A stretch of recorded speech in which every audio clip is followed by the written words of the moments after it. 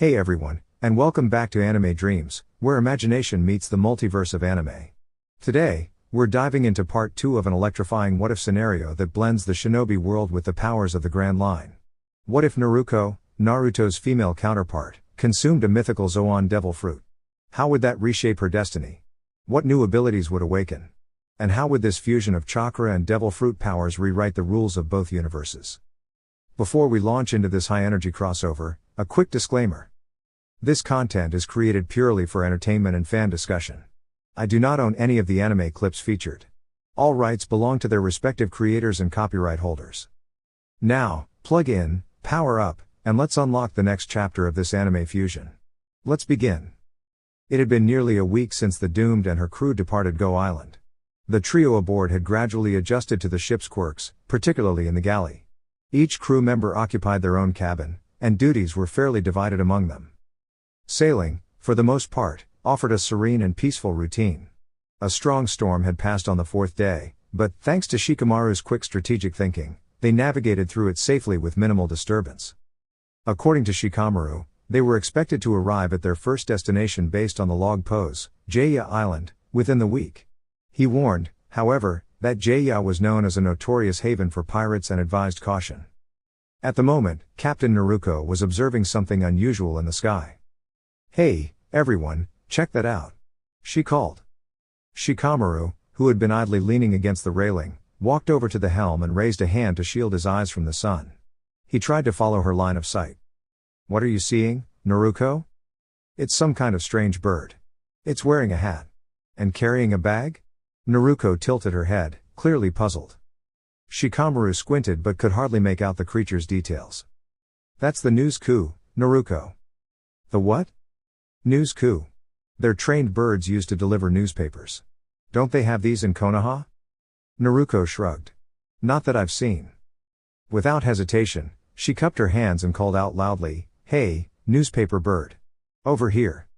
Sasuke, who had been coiling rope nearby, called out dryly, "Tone it down, would you?" Despite the shout, the bird, indeed wearing a small hat, gave a loud caw and descended gracefully, landing on the railing and offering its pack of papers.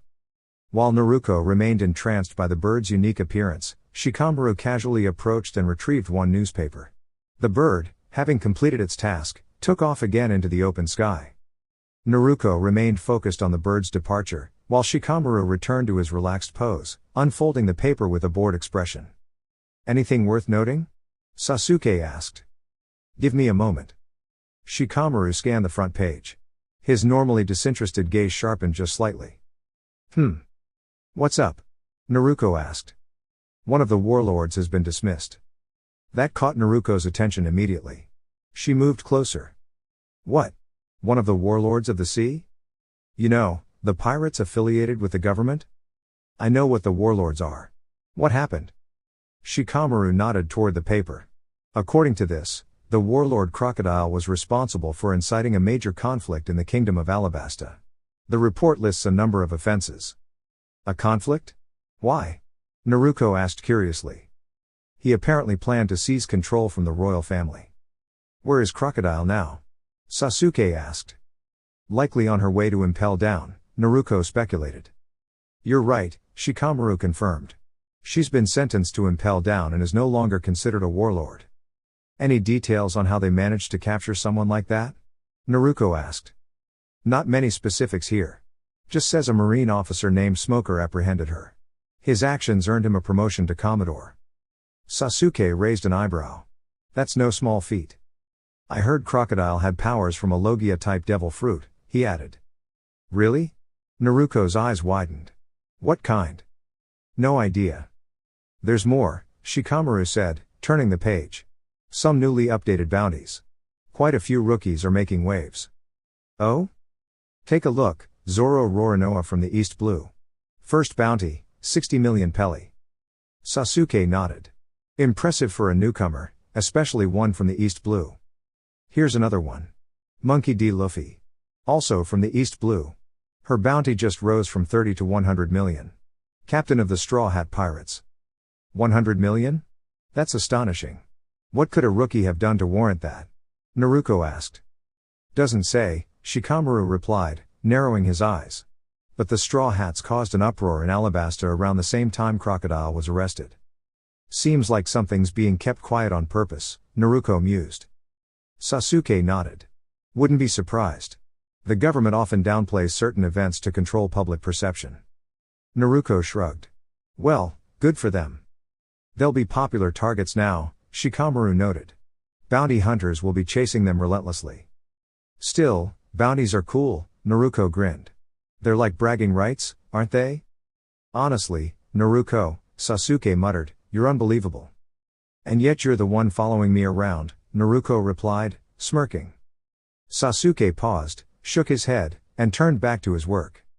Anything else interesting? He asked. Some updates to marine regulations, but nothing worth worrying about. Naruko groaned. Ugh. Are we there yet? We'll arrive when we arrive, Shikamaru said with a sigh. Try to relax for a few more days. Fine, Naruko replied, making her way to the bowsprit to stare out at the sea. 3 days later, the stillness of their journey was interrupted. Hey! I see something, Naruko shouted, one hand raised to her forehead to block the sun. She peered into the distance. Sasuke glanced up from where he was adjusting the sails. It looks like a ship? Can't tell from here. I think the flag's black, Naruko added. They're pirates. How do you know that without a spyglass? Sasuke asked. Intuition, she said with a grin. Always so dramatic, he replied. Are they heading this way? Shikamaru asked as he stepped onto the deck. Straight for us, Naruko confirmed. We could probably avoid them if we catch the wind and alter our course, Shikamaru began. No need, Sasuke interrupted. Let them come. You're serious? Naruko nodded. They don't belong to any of the notorious crews I've heard of. Might be fun to meet them. Shikamaru sighed. This crew is going to give me gray hairs. Within 2 hours, the large pirate vessel drew close. It dwarfed the Doomed, at least 3 times the size, and was brimming with sailors. The opposing crew watched them from their deck, laughing and jeering. A tall figure stepped forward. The captain, recognizable by his long blonde hair, just like the Jolly Roger flying above, wore a red and black coat with gold trim. He looked to be in his late 20s. Greetings, fellow voyagers. He called out in a melodic voice. Naruko waved casually. Need something? As a matter of fact, yes. If you would kindly surrender your ship and supplies, I would greatly appreciate it. I'll even allow you safe passage, though you'll have to float in barrels, I'm afraid. Naruko raised an eyebrow. And you are? Ah, forgive my manners. I am Bill Carter, known in these seas as Kind Bill. Kind, huh? Naruko tapped her chin playfully. Say, Bill, a pirate with a ship that big must have quite a bounty, right? Kind Bill flushed slightly, clearly flattered. Your admiration will not sway me, dear Captain. But yes, I hold a bounty of 52 million pelli. The government doesn't quite appreciate my methods. Naruko turned to Sasuke with a raised eyebrow. Not bad, Sasuke admitted with a shrug. Well then, Kind Bill continued, it's been a pleasure. Now, if you would kindly vacate your ship. No, Bill, Naruko replied with a smile. I don't think we will. Bill raised an eyebrow. You intend to resist? You'll find we're full of surprises. Captain, Sasuke said quietly, stepping up beside her, I'll take the first mate. You take Bill. Deal, Naruko replied, her expression calm and focused.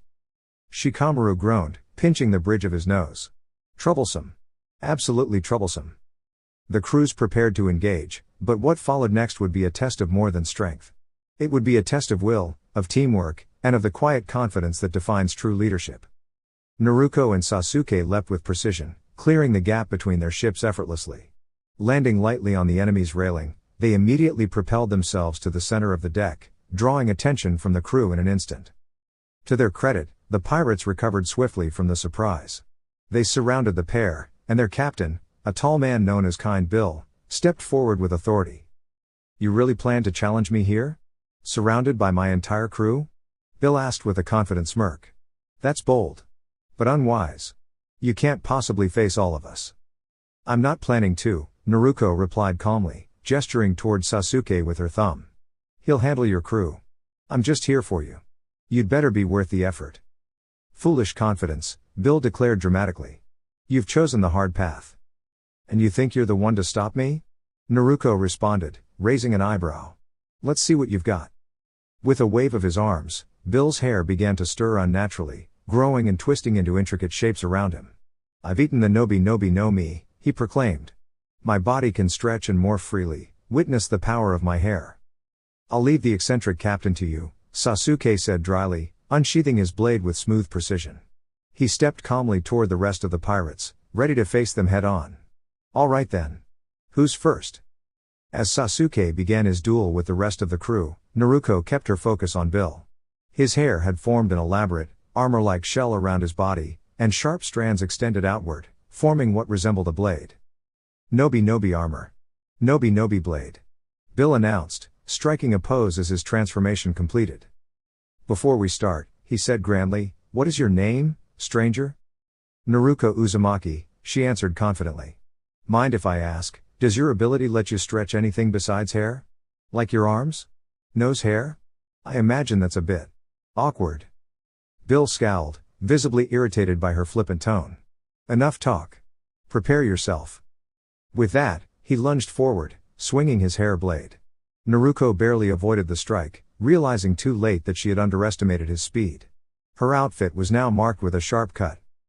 Bill followed up with another swift strike, but Naruko sidestepped and delivered a solid punch to his side. To her surprise, the impact felt like striking reinforced stone. Though he was thrown back, her hand throbbed from the effort. You weren't joking about that armor, she muttered, shaking out her fingers. Their bout continued across the deck, the two weaving between crates and ropes, dodging and countering. Sasuke, meanwhile, was engaged with the crew, clearly underestimated them at first, but was now adjusting to their group tactics and holding his own with graceful precision. Back above, Naruko decided to gain some perspective and vaulted up the main mast, landing lightly on a beam. She looked down, assessing Bill's next move. Nobi Nobi rain. Bill called, extending his hair into multiple strands and launching them toward her like high-speed projectiles. Naruko reacted quickly, flipping off the beam and letting the strands harmlessly pierce the wood. She whistled softly. Hair projectiles. Creative. I can separate my hair mid-extension, Bill explained. Each strand is like a miniature spear. She responded with a high-speed dive, dropping toward the deck in a swift arc.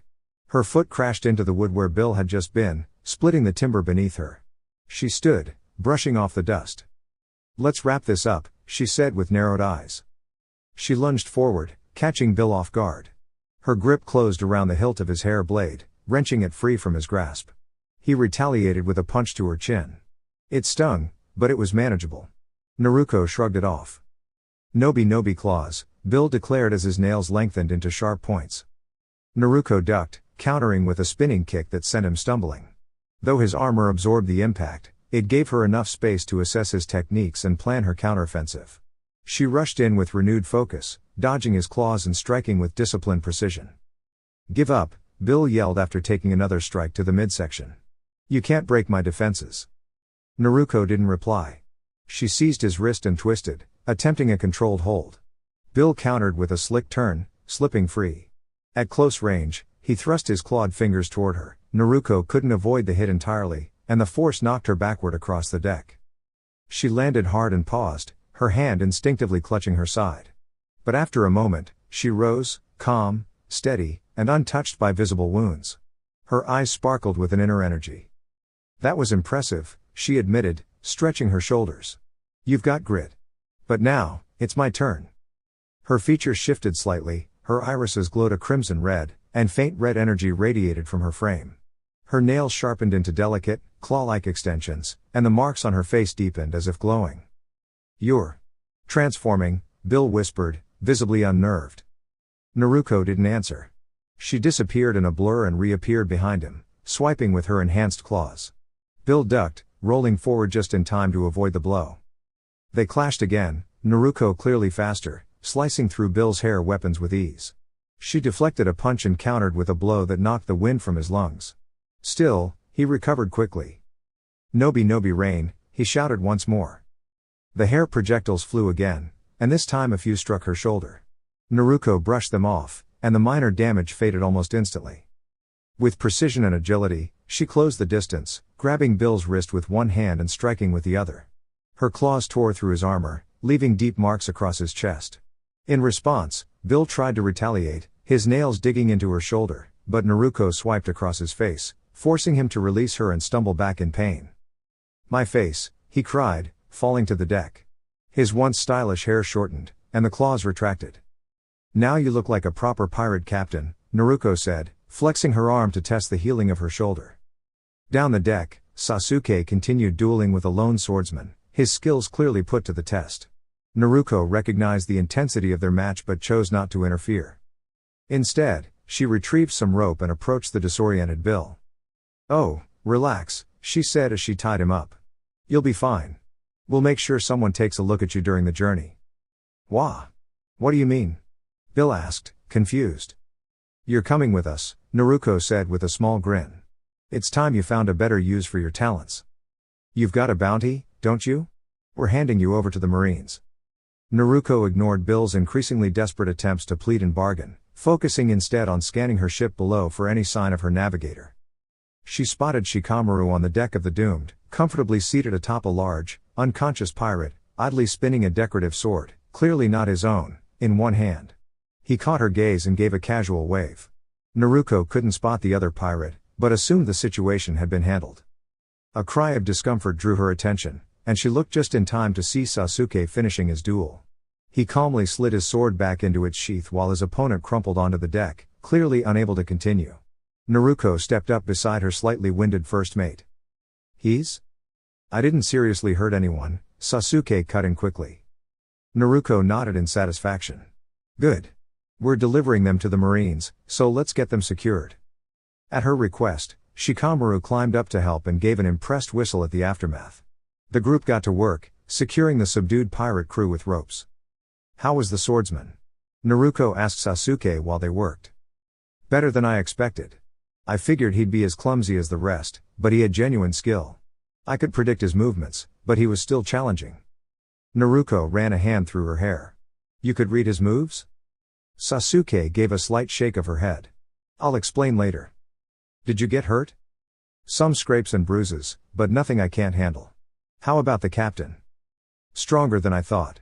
His devil fruit ability was strange, but he was creative with it.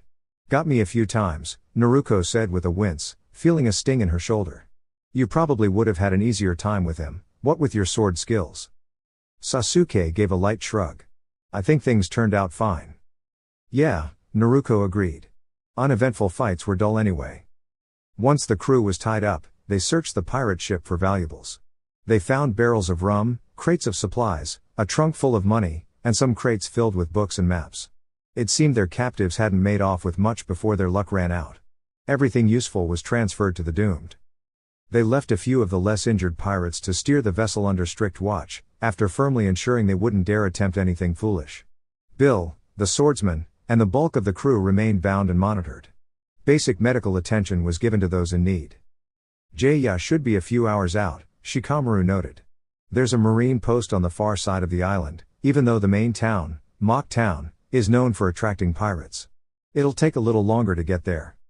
"How long until the log pose resets?" Naruko asked. 4 days. "Perfect. We've got time." The two ships set sail, with the Doomed in the lead and the captured pirate ship trailing behind, Sasuke still aboard to keep watch. By the time they spotted Jaya Island in the distance, the sun was beginning to set. As they followed the island's coast, Shikamaru shared an old legend, that Jaya once looked like a giant skull, until a section of the island mysteriously rose into the sky. Naruko found the story peculiar, but accepted it. This was the grand line, strange things were normal. According to Shikamaru, the marine base wasn't located near Mock Town but was always prepared to handle pirates when needed. The Marines kept tabs on the town to ensure it never grew into a greater threat. The base itself was modest, a cluster of buildings along the shore with a small port, protected by a wall and a handful of marine ships. They were signaled before being allowed into the port and asked to explain their business. Once everything was clarified, they docked. The Marines boarded the pirate ship and took custody of the tied-up crew. A Marine lieutenant identified Kind Bill and informed Naruko she should report inside to receive her reward. Sasuke and Shikamaru decided to remain on board, Sasuke to rest after the encounter and Shikamaru simply out of disinterest. Naruko shrugged and followed her escort into the marine compound. Inside, she was directed to a waiting room. "The commander will be with both of you shortly," the marine said. Naruko blinked. "Both?" She looked around and saw a woman seated nearby. That must be who he meant. Naruko studied her. The woman looked close to her age, with 4 blonde ponytails and sharp blue eyes.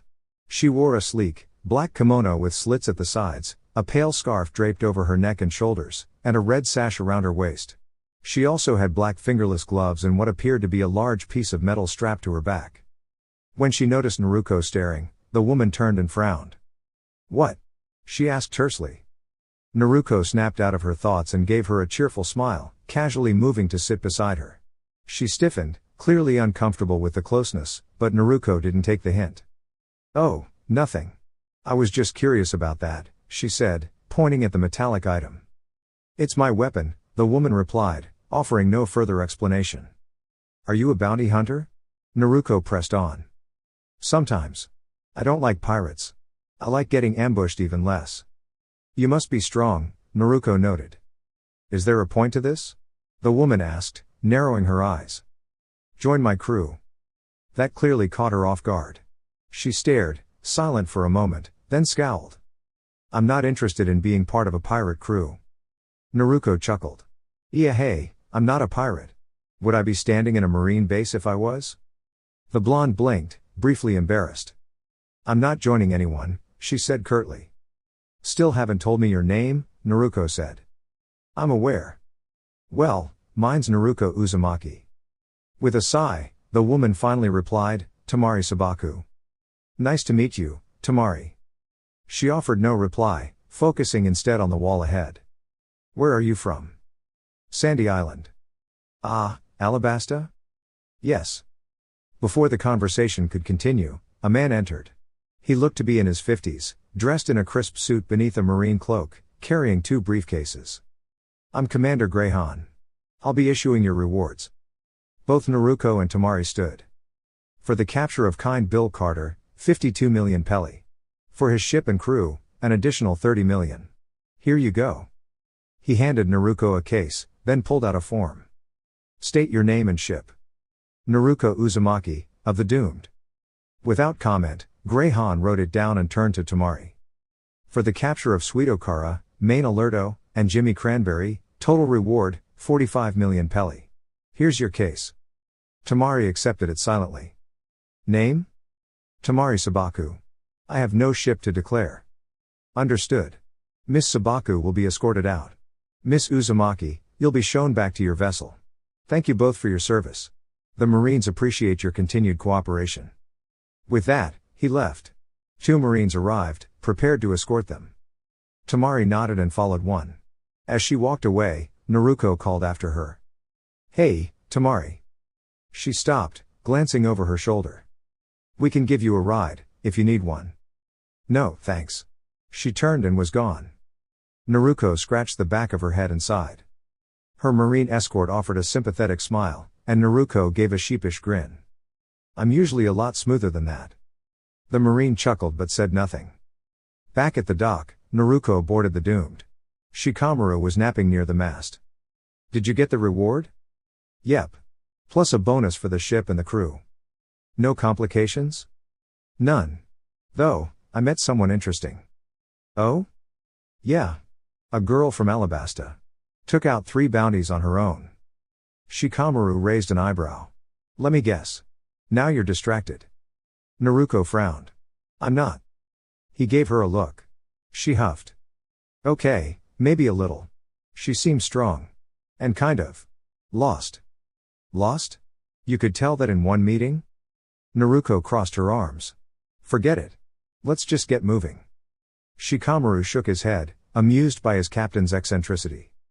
They let Sasuke rest while they steered the Doomed closer to Mock Town. Since it was already late, they decided to sleep on board and go ashore the next day. "Oi, Uchiha.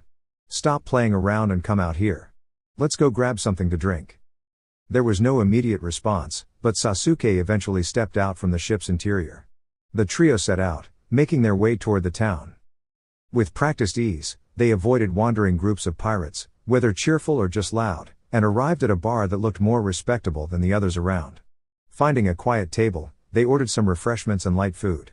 The bartender, with a somber expression, mentioned they were fortunate that someone named Bellamy wasn't present that night. Naruko noted the name but didn't think much of it. They chatted quietly for the next hour, enjoying their meal in the calm atmosphere. Then Naruko's attention shifted to someone just entering the bar. She raised her hand and called out, "Hey, Tamari. Over here." Shikamaru and Sasuke turned to see a tall blonde woman frozen at the doorway. Upon spotting Naruko's enthusiastic wave and cheerful grin, she appeared to contemplate turning around, but with a sigh, she seemed to accept the situation and made her way over. Naruko quickly scooted over and pulled a chair between herself and Shikamaru, gesturing at it with a welcoming smile. Tamari hesitated, then took the seat. "Hello, Uzumaki," she greeted coolly. "What's with the formal stuff? Just call me Naruko." "All right then." Naruko turned to her friends. "Hey, this is Tamari, the amazing warrior I told you about, the one who brought in those pirates. Tamari, meet Sasuke Uchiha and Shikamaru Nara." "Pleasure to meet you," Tamari said politely. Sasuke gave her a slight nod. "Our captain tends to act a little boldly, so apologies if she's given you a hard time," Shikamaru added with a smirk, drawing a light chuckle from Tamari and an exaggerated sigh from Naruko. "I'm not staying long, just a short visit," Tamari said. "Want to order something?" Naruko asked. Tamari considered it, glanced at Naruko's ever-optimistic face, and eventually ordered the strongest non-alcoholic drink the bar offered. Sasuke leaned forward, eyes sharp. "Naruko said you're from Alabasta. Is that true?" Tamari nodded. "Yes. I'm from Nanohana. We read about recent events there," Sasuke continued. "Seems like there were some major changes?" Tamari's face grew more serious. "There were," she said simply. Her drink arrived, and she took a sip, her expression tightening at the bold flavor, though she didn't complain. "This crocodile person seems like a big deal," Sasuke went on. "Do you happen to know his abilities?" Tamari nodded again, more quietly this time. "He had the Suna no Mi. The sand-based Logia." "Interesting. Sounds powerful," Shikamaru mused. "He was definitely the most skilled individual in Alabasta," Tamari agreed. Sasuke arched a brow. "Not stronger than that Smoker guy though, right?" Tamari looked puzzled. "Who is Smoker?" This drew surprised glances. "Commodore Smoker," Naruko explained. "He's the one credited with stopping Crocodile. It's been in all the newspapers." Tamari shook her head. "I've read the headlines, but I received a message recently with a more accurate account of what happened." "You weren't there when it happened?" "No. I haven't been home in over a year." The table went quiet, respecting the unspoken weight of her words. "So, what really happened?" Shikamaru asked gently. "It was all thanks to a crew led by someone called the Straw Hat. They're friends of Princess Vivi. From what I was told, they helped stop Baroque works personally." Naruko's eyes widened, and both Sasuke and Shikamaru looked equally surprised. "They were the ones who brought down Crocodile and his organization?" Naruko asked. Tamari nodded. "That's what I've heard. I don't know every detail, but it seems the royal family trusted them." "Well, that would explain their mysterious reputations," Shikamaru remarked. "Tell us something about Sandy Island, Tamari," Naruko requested. Tamari hesitated, but eventually opened up, and for the next half hour, Naruko engaged her in conversation while Sasuke and Shikamaru quietly talked amongst themselves. Naruko tried a few times to ask about Tamari's past, but each time was gently turned aside. Respecting her privacy, Naruko changed the subject. "She's actually not trying to flirt with her," Sasuke whispered to Shikamaru. "True. Seems like she's focused on something else," Shikamaru replied. Eventually, Tamari stood up, her demeanor more relaxed than when she had entered. "Thanks for the invitation. I've got things to take care of, but maybe I'll pass by again later." "Of course," Naruko said brightly. "We'll be around." Tamari nodded to the others and left the bar. As the door closed behind her, Naruko turned back to her friends. "So, what do you think? Why weren't you trying to impress her?" Sasuke asked suspiciously. "Excuse me?" Naruko said, raising an eyebrow. "Don't change the subject, I asked first. She seemed to dislike you at first. But if she really handled those pirates like you said, she's got potential. That massive piece of metal she carries is probably a weapon. Still, I have to ask again, why weren't you trying to impress her? Because I want her to join our crew. There was a beat of silence as both Sasuke and Shikamaru took a moment to process this. You've only met her once before. Why so eager? Naruko shrugged. I have a good feeling about her. She's strong, smart, and clearly has nowhere she wants to be right now. Shikamaru gave her a look. So you want to rescue the wandering warrior, is that it? Naruko grinned. You try calling her that to her face. She'll probably show you how skilled she is, very quickly. Shikamaru leaned forward. She didn't seem all that interested in joining us, though. How do you plan to convince her? I don't have a plan. I just think something will come up. You know, the kind of thing that works itself out. Sasuke blinked, mildly surprised by the logic. That's oddly reasonable coming from you. See? I can be practical, Naruko said, crossing her arms. Before they could say more, a new voice interrupted. Hello, friends. Mind if I sit here? All three turned toward the newcomer. He looked about their age, with dark hair falling over his forehead. He wore black boots, knee-length shorts with orange details, and a blue pouch strapped to his leg. An assortment of accessories, including a necklace of red beads and a unique orange hat, gave him an eccentric appearance. On his arm, a log pose was strapped firmly, and he carried a well-made dagger at his side. His most noticeable feature, however, was a tattoo featuring a skull and crossbones beneath a large, curled mustache. Naruko's eyes widened slightly. She recognized the symbol. It belonged to one of the most renowned pirate crews in the world. Sure, she replied, half because he'd already sat down and half because caution seemed wise. Sasuke narrowed his eyes. Who are you? Oh yes, I suppose I should introduce myself. The stranger paused as the bartender passed by, and his hand gently reached out to tap the man's wrist. Excuse me, sir, he said politely, could I trouble you for some food? I'm quite famished. Right away, sir. And I do mean very hungry. Please bring me a generous portion, if that's all right. Of course, sir. With that handled, the shirtless man turned back toward the small group. What was I saying again? Right. I'm Ace. It's a pleasure to meet you all. I'm Naruko, she said with a bright smile. Shikamaru, the laid-back one added. Sasuke, the last offered with a nod. Great. You know, I was just passing through while looking for someone and decided to grab a bite. Then I noticed you all and thought, hey, these folks look decent, definitely not like the usual crowd around here. Naruko shrugged with a grin, accepting the compliment. The rest of the people in the bar didn't exactly inspire confidence. I guess you're right, Ace, she replied. Say, I noticed that tattoo on your back. Is it real? That caught the attention of Shikamaru and Sasuke, who hadn't seen Ace's back yet. Oh, that? Ace asked, glancing backward as if trying to see it. Yeah, it's my pride and joy. Totally real. So, you're one of Whitebeard's crew? Yeah, pops and all. I'm planning to help him become the Pirate King. Naruko blinked at the simplicity of the statement, still amazed that someone so famous was casually sitting with them. Just then, several plates of food arrived. Ace gave the waiter a grateful nod and began eating with remarkable energy. Naruko raised an eyebrow. It was rare to see someone eat that quickly. She glanced at her two companions, who looked just as puzzled as she felt. Ace then let out a loud burp, causing Naruko to jolt in surprise. Sasuke sighed and lowered his head, while Shikamaru chuckled and continued sipping his drink. Once he finished eating, Ace leaned back in his chair with a sigh of satisfaction.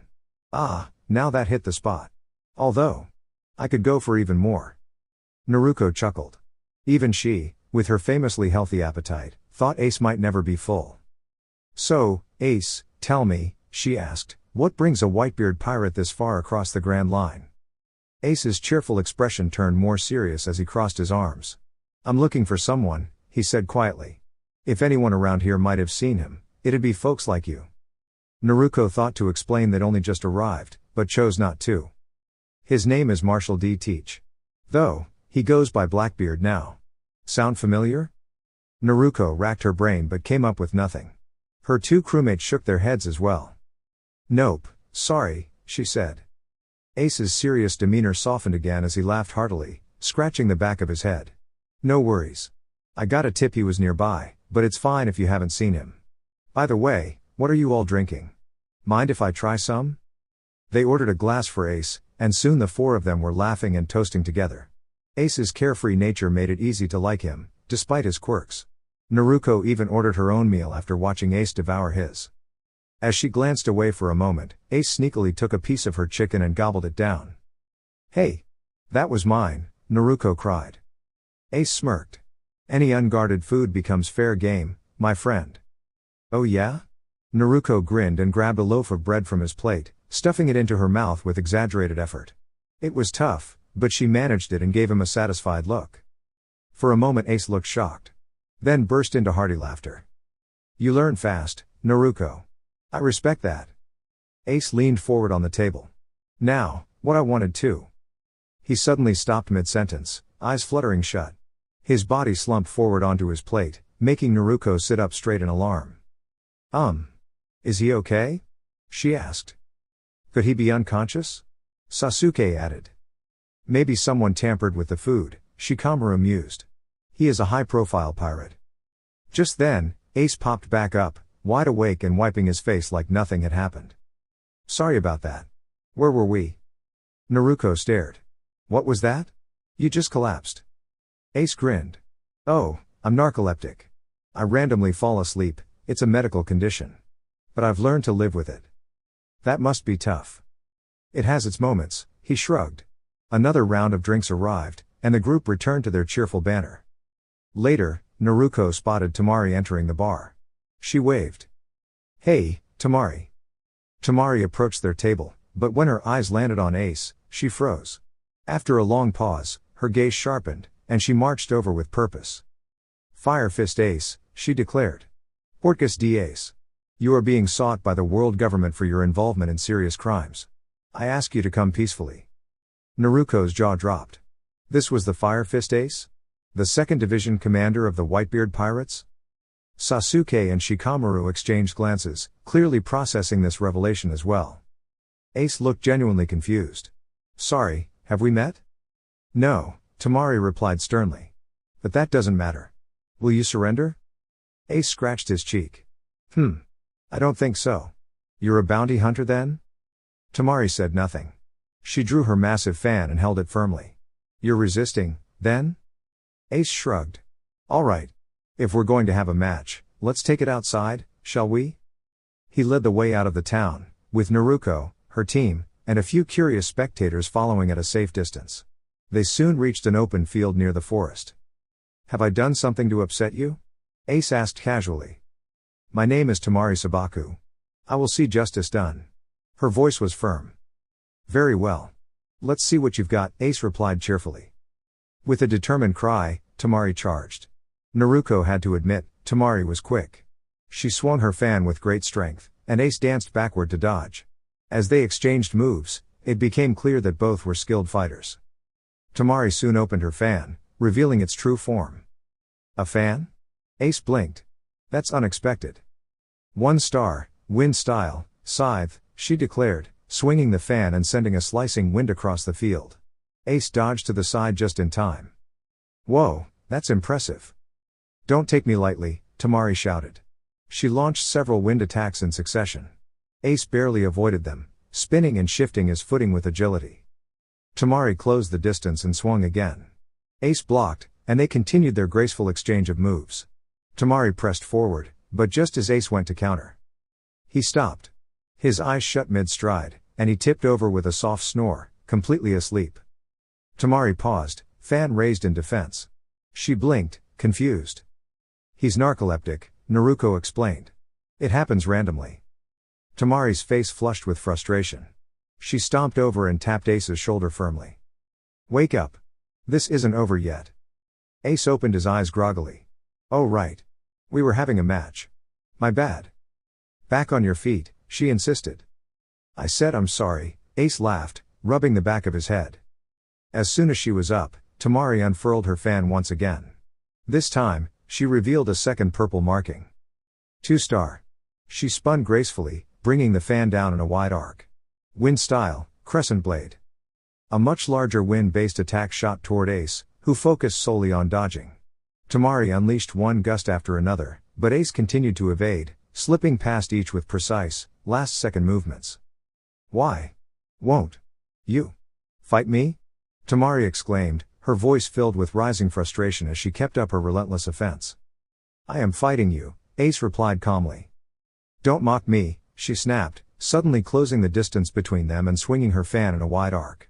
Caught off guard, Ace tried to move, but wasn't quick enough. The edge of her fan struck his chest with surprising force. Instead of injury, a stream of fire followed the fan's path across his body. Naruko watched in awe as the flames flowed from the impact, dancing across Ace's torso. So this is the power of a Logia, Naruko whispered, eyes wide with curiosity. While she'd heard rumors that such abilities existed even in Konoha, she'd never seen one firsthand. Hey, that was a solid hit.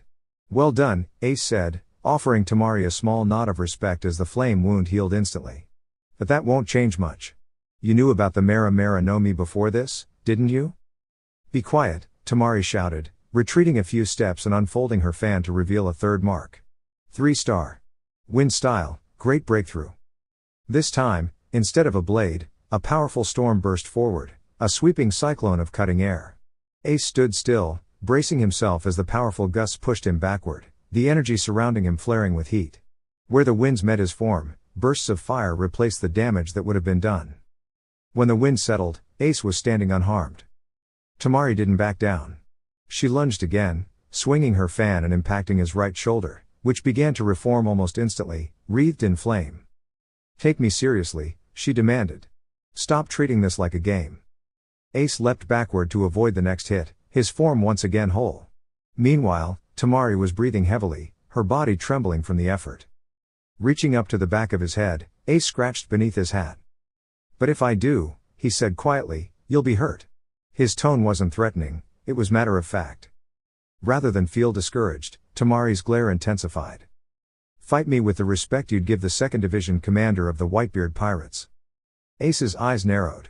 For the first time, he shifted into a combat stance, shoulders lowered, feet firm, one hand drawn back. Tamari readied herself as well. Then, Fire Fist ignited. There was no other word for it. Flames erupted around Ace's body, spiraling like loyal companions summoned at a gesture. A blazing stream of fire surged toward Tamari in a direct line. Naruko's breath caught, Tamari was in its path. But she was prepared. She swung her fan hard to the left, generating a forceful draft that redirected the fire. Following it up with a sharp motion, she launched a blade of wind back at Ace. But Ace was no longer pulling his punches. The wind passed harmlessly through his elemental form. In response, he released another wall of fire, even broader than the first. Tamari's fan swung up once more in desperation, trying to split the incoming blaze. It worked, barely. The majority of the flames missed her, but the heat still reached her.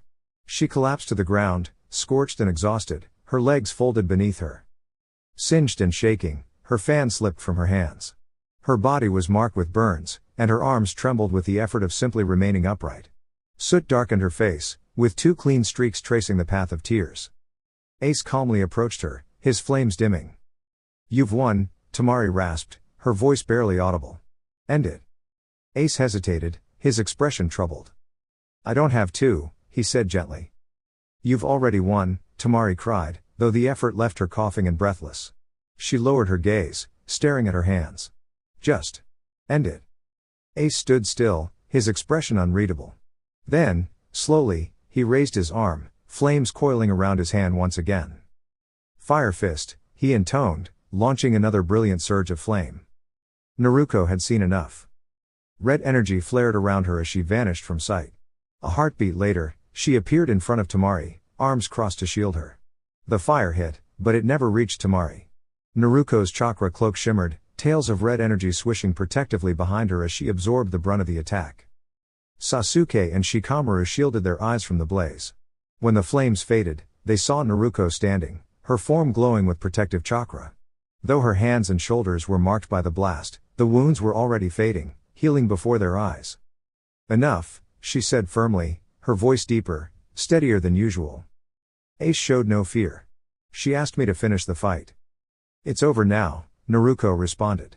If you still need to continue, then face me. She knew she likely couldn't win, but she'd stand her ground. She caught movement from the corner of her eye, Sasuke ready to support her, Shikamaru preparing to retreat with Tamari. She trusted them both completely. Ace studied her for a moment, then exhaled and stepped back. The tension in the air lightened. "I'll be going," he said. "Seems I've stayed too long." Naruko gave a nod, her energy fading back to normal. "It was interesting meeting you all," Ace said. "If you're ever in the New World, look me up. Mention my name to one of Pop's crew. They'll find me." "We will," Naruko replied sincerely. Despite everything, Ace didn't seem like a bad person, just someone who fought on a different scale. Ace paused and looked back. "Take care of her," he said, nodding to Temari. "She's strong." "I know," Naruko replied. With that, Ace walked away, and Naruko turned her focus to Temari. She knelt by her side and gently examined her injuries.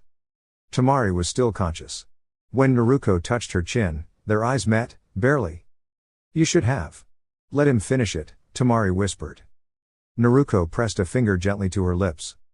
"Rest now. You're going to be all right. Just sleep." Temari slipped into unconsciousness. Tilda. When Temari woke, she groaned softly. Everything ached. She tried lifting her arm but cried out softly from the pain. "Easy now," a familiar voice said. "We've bandaged your injuries, but none of us are medics, so don't push yourself." Temari blinked open her eyes. She was in an unfamiliar wooden room. Judging from the gentle sway, she guessed she was on a ship. Sitting beside her was Naruko. "Naruko," she murmured, her voice rough. She coughed. "Easy," Naruko repeated, helping adjust the blanket around her. Temari glanced at herself. Her body was wrapped in bandages. "You undressed me?" she asked, indignation flickering in her eyes. Naruko raised a brow. "We had to treat your injuries. It's not like I haven't seen a human body before." Temari didn't respond. Her mind was still foggy. She let her head rest back against the pillow. Naruko's tone shifted. "Why did you really fight him, Temari?" "For the reward," Temari said haltingly. "Don't give me that," Naruko said. The firmness in her voice made Temari wince. "Sorry," Naruko added softly. "But I don't believe that. You're too smart to think you could win like that. Why did you challenge him?" "None of your business. I have a theory I want to share with you, okay? Just answer me with yes or no. Here goes. You knew you couldn't win against her, didn't you?" Temari remained silent for a long time, clearly reluctant to engage. But eventually, under Naruko's steady and sincere gaze, she gave a quiet nod. "Those explorers. They didn't confront you first, did they?" Temari shook her head gently. "You went looking for them, didn't you?" "Yes. You searched for pirates with bounties. You challenged Fire Fist Ace the moment you saw her. You almost seemed like you were hoping she'd end the fight quickly. Temari. Do you want to disappear?" By the end, Naruko's voice was soft, barely above a whisper. Temari couldn't bring herself to speak, so she simply nodded, eyes closed as quiet tears slipped down her cheeks. "But why?" It took effort for Temari to respond. She wasn't even sure whether it was sorrow, frustration, or something in between.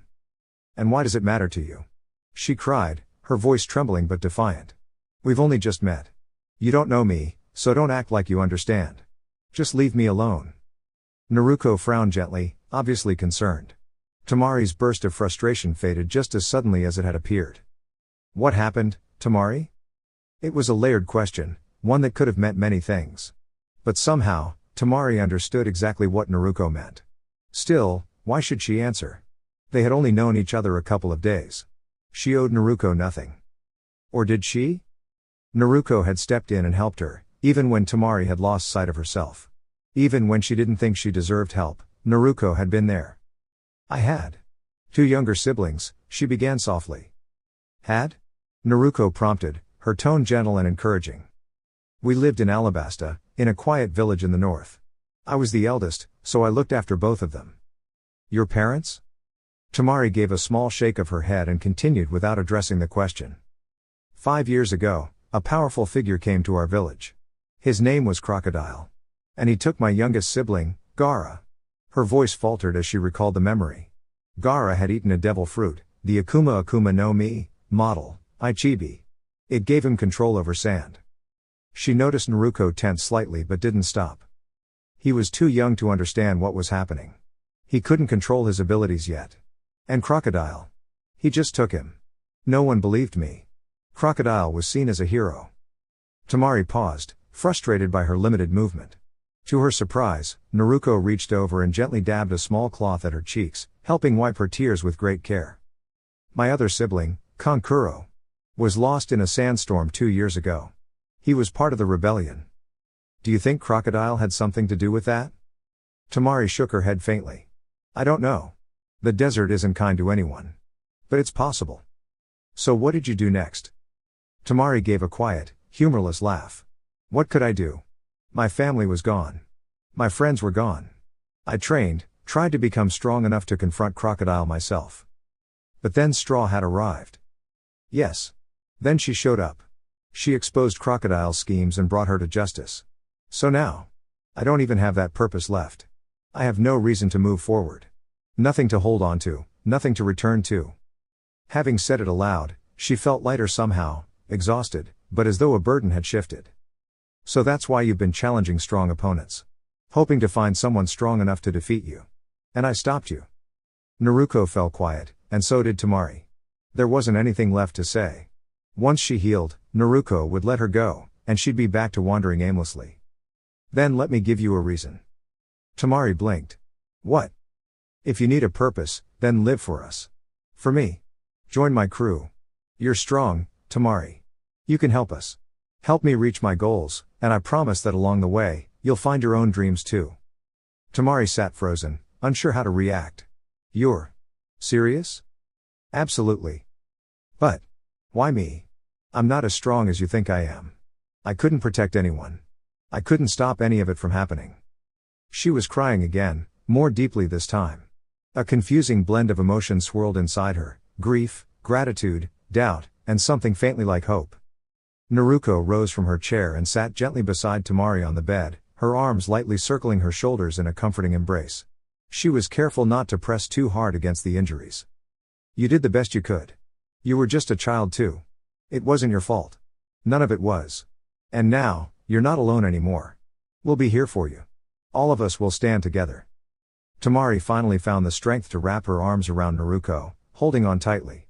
Her heart still ached, her mind still raced, and her tears wouldn't stop, but for the first time in a long while, she felt the smallest flicker of warmth. All right. Yes. I'll join you. Naruko gently patted her back, her voice warm and sincere. You're going to be okay. We'll face everything together. Tamari gave a weak nudge, and Naruko understood, releasing her from the hug. When their eyes met, Tamari offered a small but genuine smile. Naruko. Thank you. And somehow, despite everything, they would all be okay. Hey everyone. That wraps up this fanfic series. Thank you so much for coming along on this journey with me. Your support, comments, and enthusiasm have meant the world, and I couldn't have done this without such an incredible community by my side. But don't worry, this is only the end of this chapter. There are so many more stories waiting to be told, so stay tuned for more exciting content coming soon. I've got plenty of ideas brewing, and I can't wait to share them with you all. From the bottom of my heart, thank you for reading, dreaming, and believing with me. You make this adventure truly magical. With all my love. Anime Dreams.